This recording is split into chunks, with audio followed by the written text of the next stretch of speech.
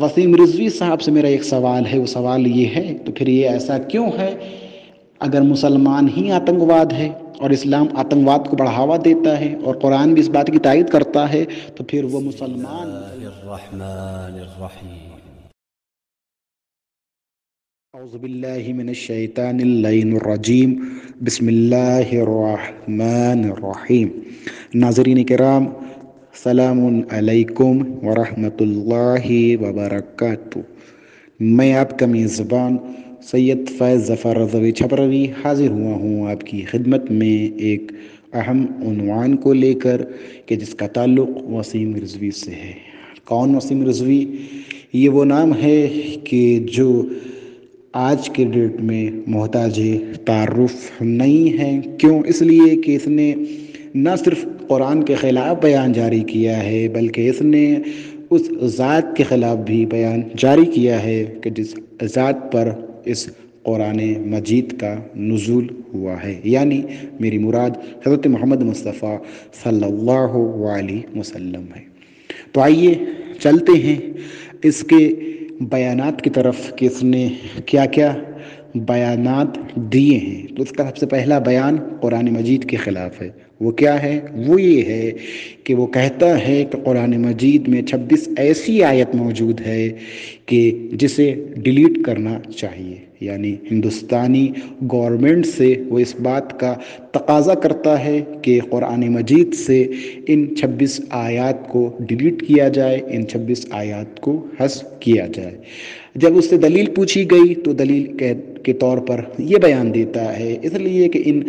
آیات میں جہاد کا حکم ہے اور اسی آیتوں کو پڑھ کر آتنکواد پیدا ہوتے ہیں، اور یہ وہ آیت ہیں کہ جو آتنکواد کو بڑھاوا دیتی ہیں۔ تو آئیے اب میں اس کے جواب میں یہ کہنا چاہوں گا کہ اگر ہم قرآن کے عنوان سے گفتگو کریں تو خود قرآن مجید میں اس بات کا ذکر موجود ہے اور اس بات کا اعلان خود قرآن نے کیا ہے کہ اگر تم میرے مثل کوئی کتاب لانا چاہو تو لا سکتے ہو، لیکن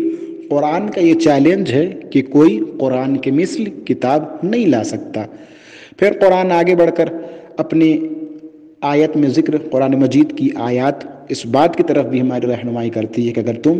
قرآن کی طرح کوئی کتاب نہیں لا سکتے تو کوئی ایک آیت لے آؤ، لیکن زمانے جاہلیت سے لے کر عصر حاضر کے ماڈرن مائنڈ بھی قرآن کے کسی بھی ایک آیت کے جواب میں ایک آیت پیش نہ کر سکا۔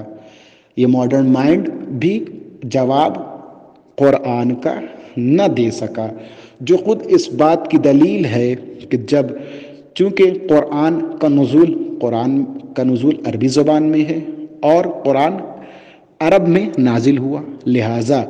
جب عرب فہم لوگ، لٹریچر کو جاننے والے لوگ، قواعد و ضوابط عرب سے آشنا لوگ قرآن مجید کے کسی بھی ایک آیت کا جواب لانے سے قاصر ہیں تو پھر وسیم رضوی کا تقابل تو بدرج اتم بدرج اولا نہیں ہو سکتا، اس لیے کہ وسیم رضوی کا تعلق نہ عرب سے ہے اور نہ ہی وسیم رضوی کے اندر اتنی توانائی پائی جاتی ہے کہ وہ قرآن کی کسی آیت پر اعتراض کرے۔ ہاں، یہ الگ بات ہے کہ اس نے جو اعتراض کیے ہیں وہ خود اس کا اعتراض نہیں ہے بلکہ اس کے پیچھے کوئی سیاسی پہلو بھی ہے کہ جس کی ماتحت اسے آگے کیا گیا ہے، چہرہ کسی اور کا ہے اور اس میں رول کوئی اور نبھا رہا ہے۔ اور دوسری بات یہ کہ ہم اگر قرآن مجید میں نقائص پائے جائیں تو پھر دیگر مذاہب کی طرف بھی ہمیں نگاہ کرنی ہوگی کہ کیا دیگر مذاہب نے اس بات کا اعتراف کیا ہے یا نہیں کیا؟ نہیں، دیگر تمام مکاتب فکر نے اس بات پر اتحاد کیا ہے اور اس بات کو تسلیم کیا ہے کہ قرآن مجید واحد ایک ایسی کتاب ہے کہ اگر اس کی तमाम आयतों को छोड़कर किसी भी कुछ आयतों पर अगर अमल कर लिया जाए, या कुरान ने जो कवानीन बताए हैं, जो कवानीन कुरान ने वज़ किए हैं, अगर उन पर हम अमल कर लें, पूरी दुनिया अगर उस पर अमल पैरा हो जाए तो पूरी कायनात में अमन व अमान आ जाएगा। यानी फिर किसी इंसान को अमन व अमान की आवाज़ बुलंद करने की ज़रूरत नहीं होगी। तो ये था पहले सवाल का जवाब। अब आइए उसके दूसरी बात की तरफ चलते हैं, उसके दूसरे सवाल की तरफ चलते हैं। उसका दूसरा सवाल भी कुरान के ही मुताल्लिक है। उसका दूसरा सवाल ये है कि कुरान नबी के ज़माने में मुरत्तब नहीं था, यानी ये कुरान जो हमारे दरमियान मौजूद है इसे पैगंबर अकरम ने मुरत्तब नहीं करवाया था। हालांकि इस बात की भी हकीकत नहीं है, चूँकि ये बात हकीकत पर मबनी नहीं है, इसलिए कि हज़रत मोहम्मद मुस्तफ़ा सल्लल्लाहु अलैहि वसल्लम पर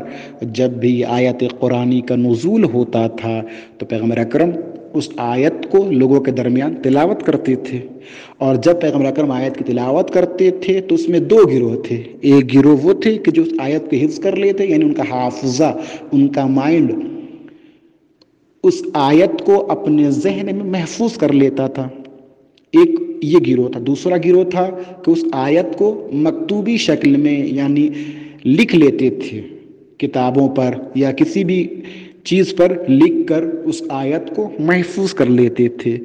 अब सवाल ये है कि अगर नबी अकरम सल्लल्लाहु अलैहि वसल्लम के ज़माने में लोग आयत करीमा को मुरत्तब नहीं करते थे तो फिर हमारे हाथों में ये कुरान कहाँ से आ गया, और वो आयत कि जो ज़माने पैगंबर में नाज़िल होती रही वो हम तक कैसे पहुँचे। तीसरा उसका सवाल ये है कि माज़ल्ला सुम्मा माज़ल्ला, अब वो पैगंबर अकरम की ज़ात पर एतराफ़ करता हुआ कहता है कि पैगंबर अकरम का ज़हन यानी पैगंबर अकरम मानसिक तौर पर सही नहीं थे। हालांकि कुरान इस बात की नफ़ी करता है। कुरान मजीद पैगंबर अकरम सल्लल्लाहु अलैहि वसल्लम के उन्वान से कुरान में आयत मौजूद है कि बिस्मिल्लाहिर्रहमानिर्रहीम वमा यंतिक़ु अनिल हवा इन हुवा इल्ला वह्युन यूहा, यानी पैगंबर अकरम कलाम नहीं करता उस वक्त तक जब तक वही का नुज़ूल ना हो जाए। और दूसरी आयत में इरशाद वमा अरसलनाका, कि हमने पैगंबर अकरम को नहीं भेजा लेकिन शाहिद बनाकर, मुबश्शिर बनाकर, नज़ीर बनाकर। अब यहाँ पर एक अकली बात भी हमारे जहन में, ये दो तो नकल से साबित किया मैंने, अब एक अकली बात, एक अकली दलील भी देता चलूँ कि ये अक्ल भी इस बात को कबूल नहीं करती है कि वो इंसान कि जिसे खुदावंद मुतआल ने इंसान की हिदायत के लिए मुंतखब किया हो, खुदे उसका जहन सही ना हो।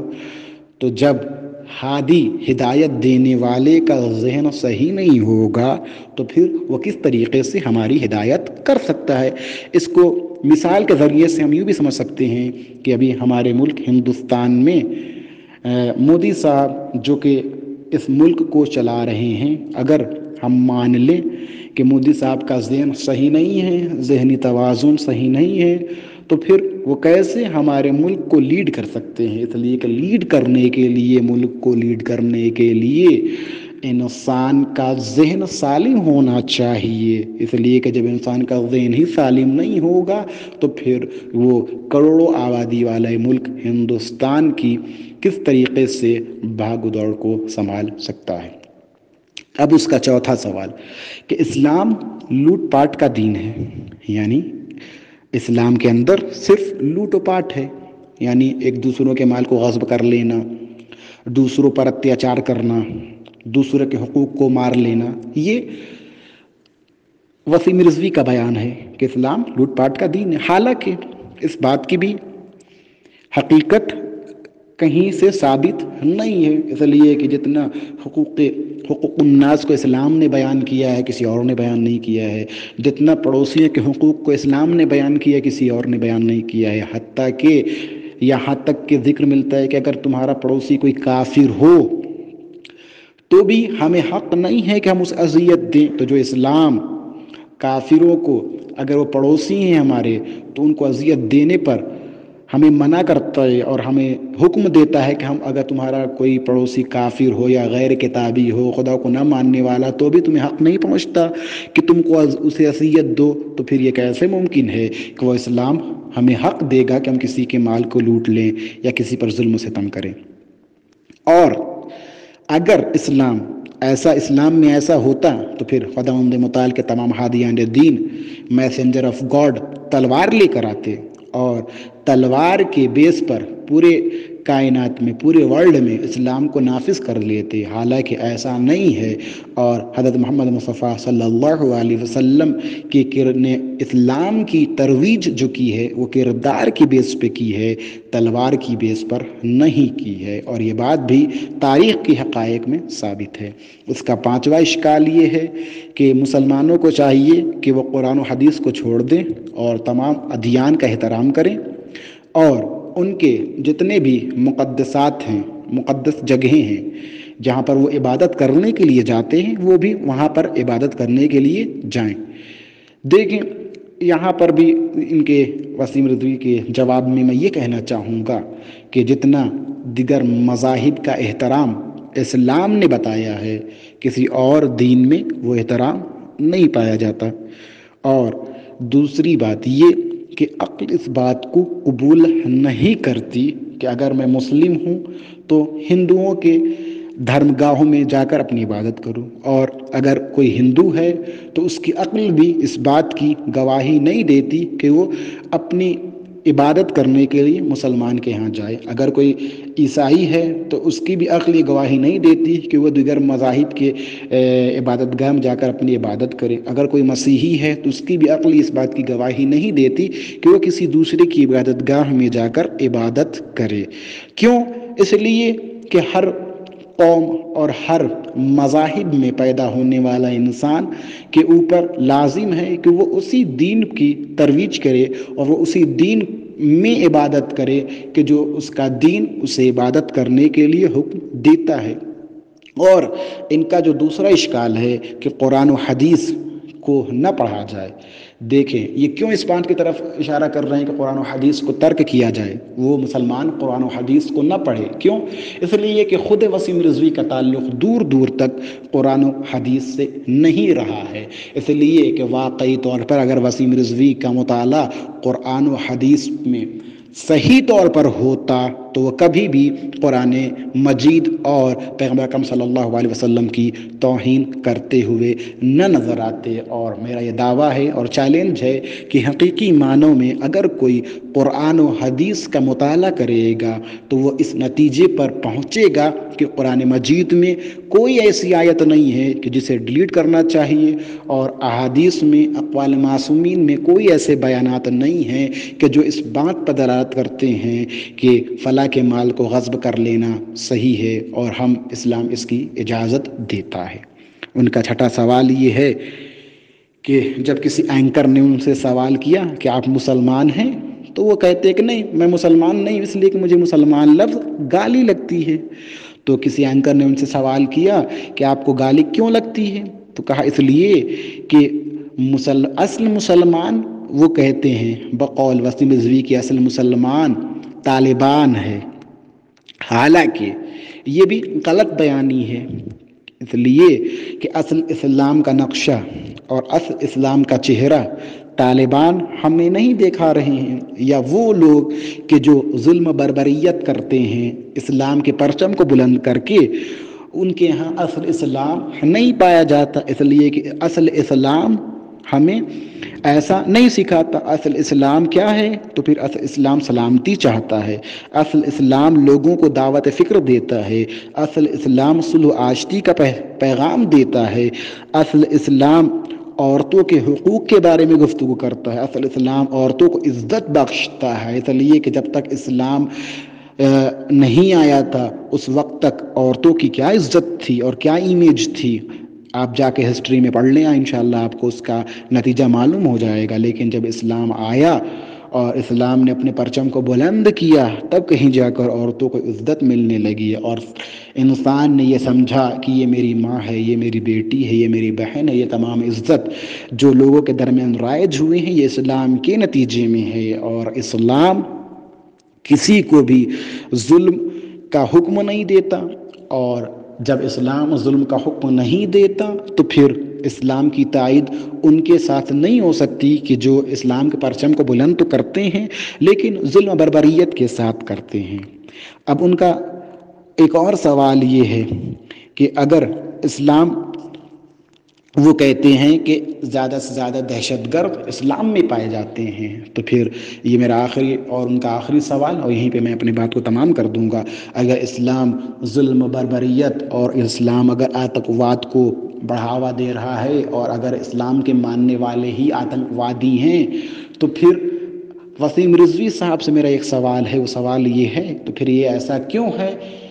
اگر مسلمان ہی آتنکواد ہے اور اسلام آتنکواد کو بڑھاوا دیتا ہے اور قرآن بھی اس بات کی تائید کرتا ہے، تو پھر وہ مسلمانوں کو کیوں شہید کر رہا ہے؟ وہ مسلمانوں کو کیوں قتل کر رہا ہے؟ وہ مسلمان مسجدوں پر اٹیک کیوں کر رہا ہے؟ مسجدوں پر اٹیک کرنا، مسلمانوں کو قتل کرنا، مسلمانوں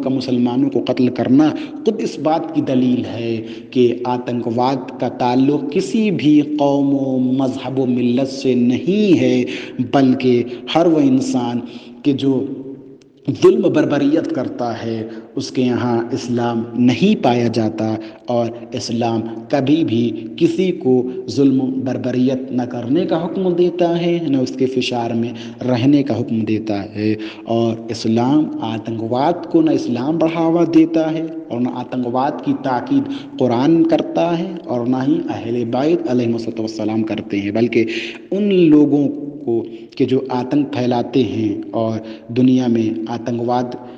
کے ساتھ دیتے ہیں، قرآن کریم، قرآن مجید اور احادیث معصومین علیہ السلام اس کی تردید کرتا ہے۔ انشاءاللہ ہم امید کرتے ہیں کہ ہمارے ناظرین کو ہمارا یہ بیان اچھا لگا ہوگا، اور اگر آپ کے ذہن میں کوئی سوالات ہوں تو آپ ہم سے پوچھ سکتے ہیں، اور یا کوئی عنوانات ہوں تو بھی آپ ہمیں